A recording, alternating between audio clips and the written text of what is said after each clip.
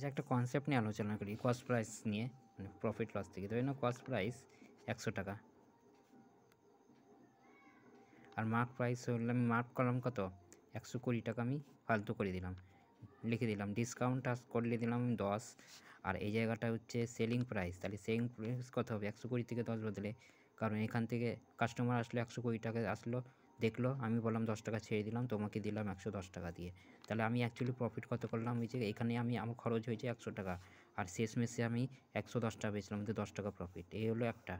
এবার ধরুন আবার কস্ট প্রাইস হচ্ছে আমার 100 টাকায়, মার্ক প্রাইস এবার আমি 130 করে দিলাম, 30 টাকা ফালতু করে দিলাম, ডিসকাউন্ট দিলাম আমি সেটাই।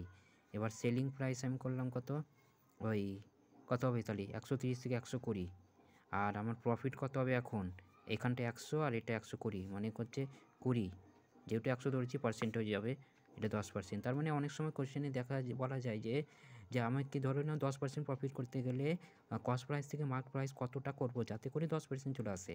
তো এইভাবে অনেকগুলো অঙ্ক থাকে, তো এইটাও সেরকমই হবে।